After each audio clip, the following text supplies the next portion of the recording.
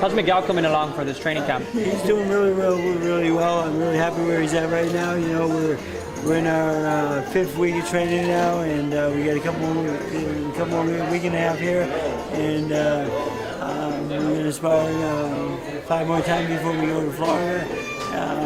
Everything's coming along. The mitts are great. We're doing a great job with mitts.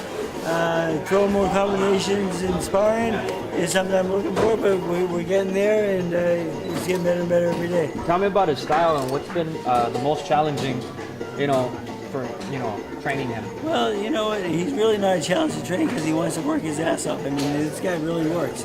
I mean, he comes in at 5 a.m. to 8 a.m. working on strength and conditioning, and then he goes home and rests a little bit, and then he has a little breakfast, and then he comes back at 2 o'clock. We do the boxing workout. We've been averaging 12 rounds a day in the mitts, and then on sparring, we're at 8 rounds right now with two sparring partners. We got a couple of good guys, some young guys coming up, and one's a little bit awkward, like Rodriquez. He's not the most natural fighter in the world. He's a little unorthodox, and we have his speed, we have his power, so it's making up really well. And, I want him to be more aggressive a little bit, but that's the way I want everyone to be aggressive, because that's the way I am. And I want him to get off the ropes a little bit quicker, not laying the ropes too long. You mentioned that Galvin's a little awkward. Give me more on his style, his punching style, He's really awkward. I mean, he'll give up his height advantage with the crouch out near height to his opponent's height. And he throws a right hook and a left hook. He doesn't throw a straight right hand. He throws a pretty good jab. And he hooks off pretty well. And I think his best punch that we have to watch out for is the right uppercut. But he does throw, he hooks a lot.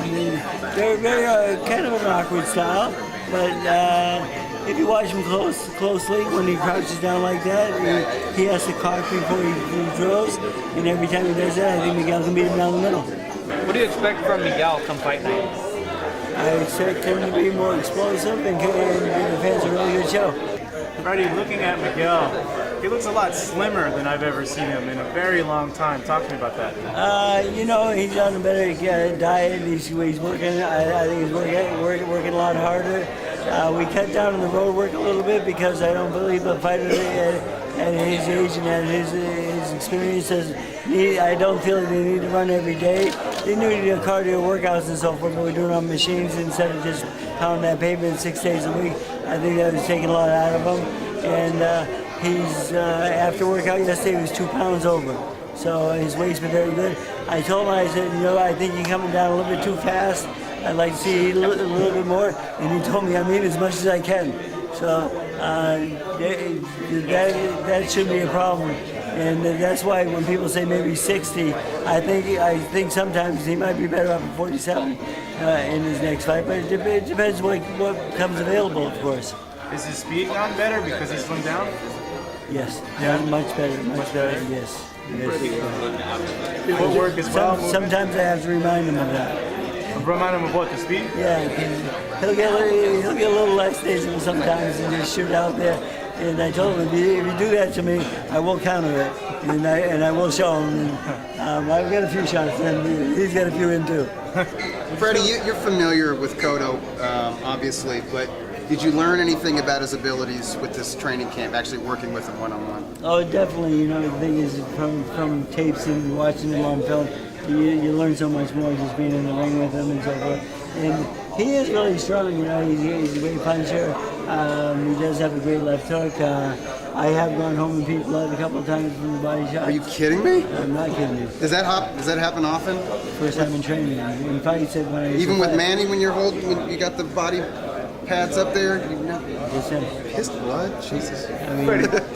You're earning your money, but go on. Yeah. Freddie, he's a very, very strong puncher, and the thing is, when he lets his hands go, he's very, very good.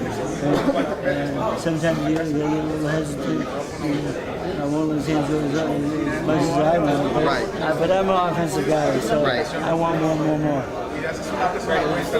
My favorite Cotto fight is versus Gianluca Bronco. What's yours?